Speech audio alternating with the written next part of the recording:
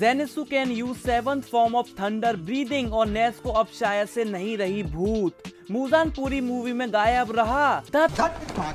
अंडी मंडी शंडी, अगर demon slayer the movie infinity castle की बुराई करी तो भैया बुराई तो नहीं कर सकते, बट देयर आर थिंग्स जिनके बारे में हमें कम से कम बातें तो चोदनी ही चाहिए। मूवी बहुत अच्छी है, इनफैक्ट ये हाल फिलहाल में मेरी देखी हुई सबसे अच्छी मूवी है इसको छोड़कर। मैं तो ये भी मानता हूँ इस मूवी को best animated movie of the year के लिए ऑस्कर मिल जाना चाहिए। बट बट एक्शन उस लेवल का देखने को नहीं मिला। मैं मूवी की बुराई नहीं कर रहा बिकॉज अंडी मंडी शंडी चढ़ी हुई है, और एक अंडी मंडी शंडी में आप पर भी चढ़ाता हूँ। चैनल सब्सक्राइब नहीं किया, वीडियो को लाइक एंड शेयर नहीं किया तो एज आई वाज सेइंग, मैं मूवी की बुराई नहीं कर रहा, पर जो एक्शन का लेवल डीमन स्लेयर सेट कर चुका है उस लेवल की फाइट्स मूवी में नहीं दिखाई। डोमा वर्सेस शिनोबू, ये फाइट हद से ज्यादा छोटी थी और इस फाइट को इन्हें छोटा ही करना था क्योंकि शिनोबू सबसे वीकेस्ट हाशिरा है और Doma second strongest upper moon. यहाँ फाइट लंबी खींची ही नहीं जा सकती थी। एग्जाम्पल से समझाता हूँ। रेंगोकू 6th स्ट्रॉन्गेस्ट हाशिरा था और अकाजा 3rd स्ट्रॉन्गेस्ट अपर मून, फिर भी अकाजा ने रेंगोकू को बहुत इजीली मार दिया। अब जो कमेंट में बोलेंगे कि इजी कहाँ था, अच्छी टक्कर दी रेंगोकू ने, टक्कर नहीं दी थी। It is that Akaza enjoys good fight, इसलिए उसने रेंगोकू को इतना जल्दी नहीं मारा, वो मजे ले रहा था। और शिनोबू 9th स्ट्रॉन्गेस्ट हाशिरा है, मतलब वो रेंगोकू से वीक है और डोमा अकाजा से भी स्ट्रॉन्ग, तो यहाँ एक अच्छी फाइट एक्सपेक्ट करना सेंसलेस था।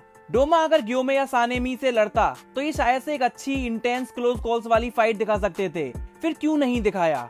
फर्स्ट रीजन, ये दोनों अपर मून 1 से लड़ेंगे तो क्यों ही बेकार में डोमा की जात का कदुआ करना। सेकंड रीजन, एक फाइट का पर्पस या मोटिव होता है और वही उस फाइट की वैल्यू और इम्पोर्टेंस डिसाइड करता है। बिना पर्पस के एक फाइट देखने में तो अच्छी लग सकती है बट वो डीप नहीं होगी, हम उसके आउटकम से इतना इमोशनली कनेक्ट नहीं कर पाएंगे। यहाँ एक बहुत अच्छी और इमोशनल वेंजियंस स्टोरी है। डोमा किल्ड शिनोबूज एल्डर सिस्टर, जिसको शिनोबू बहुत ज्यादा प्यार करती थी, एडमायर करती थी, उसको अपना मेंटोर मानती थी, उसके जैसा बनना चाहती थी। तो बदले की आग, समझ रहे हो?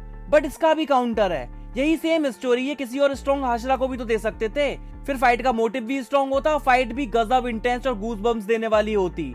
यही आता है थर्ड रीजन, सबसे कमजोर हाशिरा भी सेकंड स्ट्रॉन्गेस्ट अपर मून को कुत्ते की मौत मार सकता है। शो वालों को यही दिखाना था।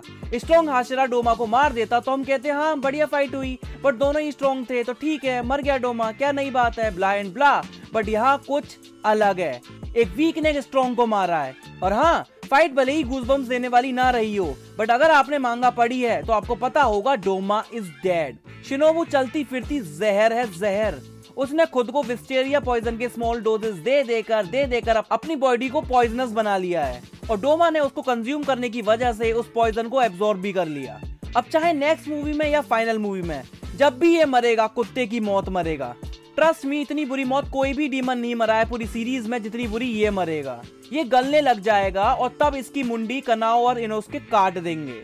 Shinobu was not strong enough कि वो डोमा को बीहेड कर पाए, तो उसके पास दूसरा तरीका था डोमा को मारने का और अपनी बहन की मौत का बदला लेने का, चाहे वो खुद भी क्यों ना मर गई हो, but she got her vengeance. मैंने बातें तो बहुत अच्छी कर दी हैं इस फाइट के फेवर में, बट फैक्ट रिमेन्स, फाइट बहुत छोटी, वन साइडेड थी, देखने में मजा नहीं आया और जैसी फाइट हम देख चुके हैं एंटरटेनमेंट डिस्ट्रिक्ट आर्क में, उसके आसपास भी नहीं बटकी ये फाइट। तो मतलब मूवी अच्छी है बट फाइट्स डिसअपॉइंटिंग है। हाँ, सिर्फ ये वाली ही नहीं, Zenitsu versus Kaigaku, Giyu and Tanjiro versus Akaza, वो भी एक्सपेक्टेशंस को मीट नहीं कर पाई।